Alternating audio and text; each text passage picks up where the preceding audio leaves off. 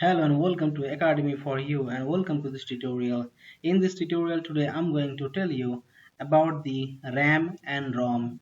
As you might know that the RAM and ROM is a basic part of computer science, and it is very vital to know that what is RAM and ROM and what is the difference in between these two topics.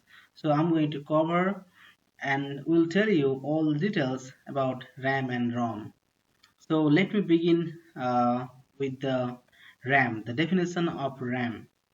So random access memory is used to store program and data being used by CPU in real time.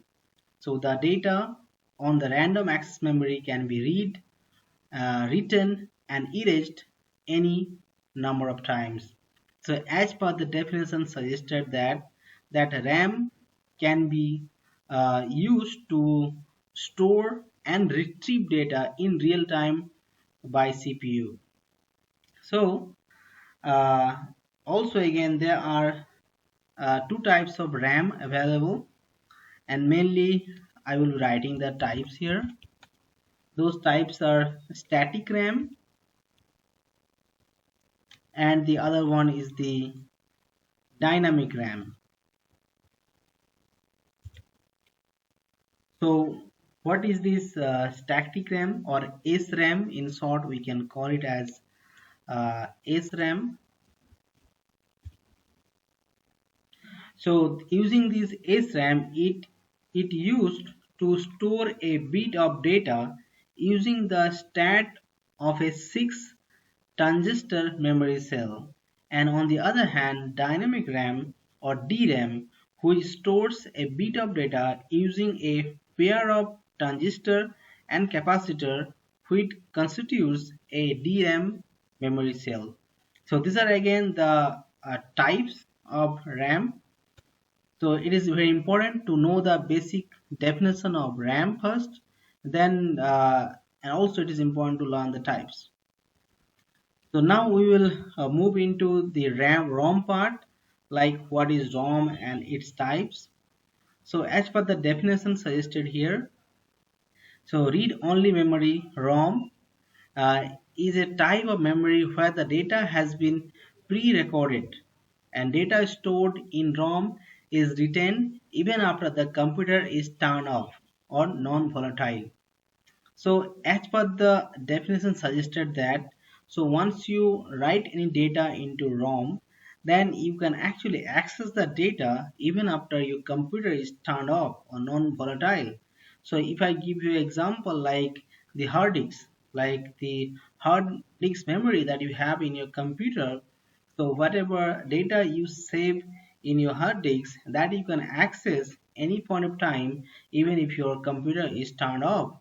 So that is the example of ROM in your computer. And again, there are some types of ROM available in the computer science.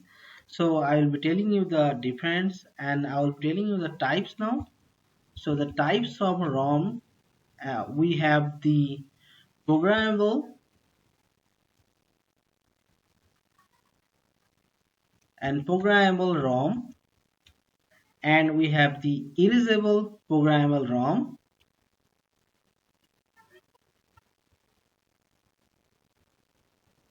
erasable programmable ROM, and also we have, let me write the types so that you are also learning with me. And what are the types of ROM?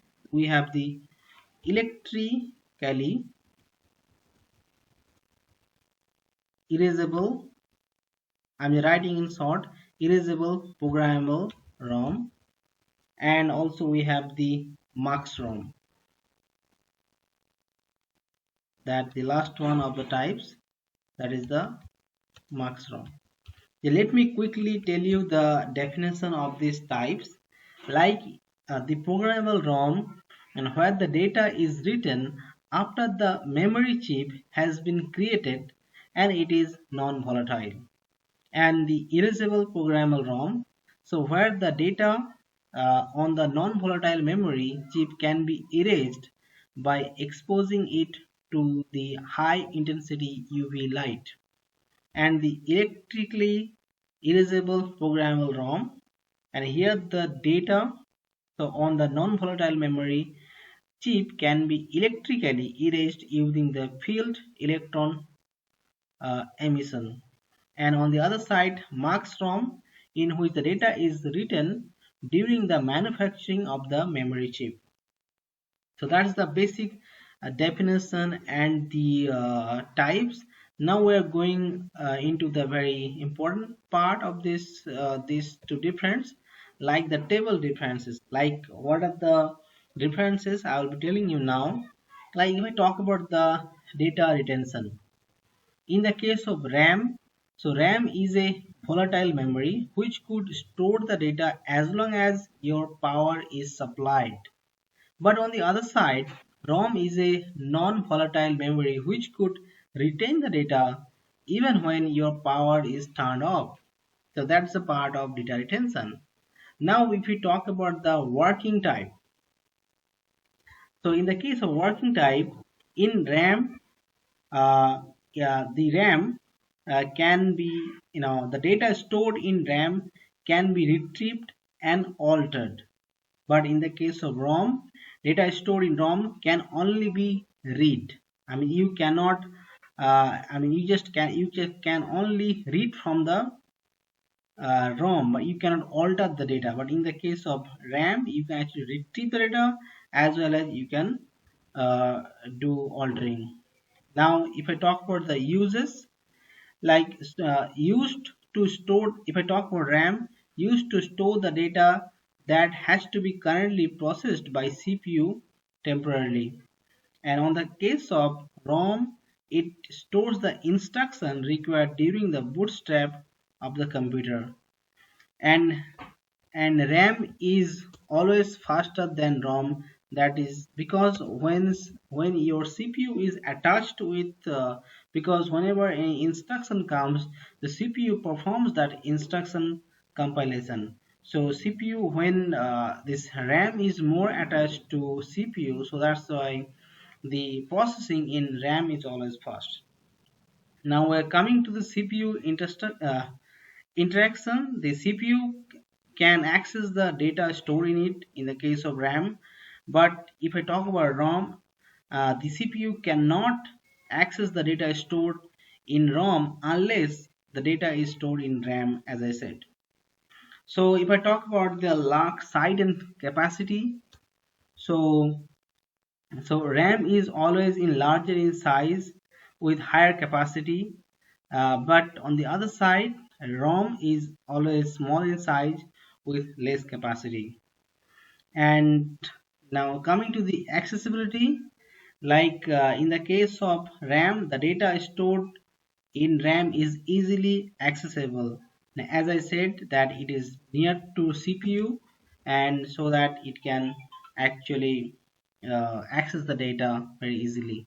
Now coming to the cost, and RAM is always costlier than ROM due to this all its benefits, and that's why RAM is always faster in terms of reading data or in terms of any kind of operation.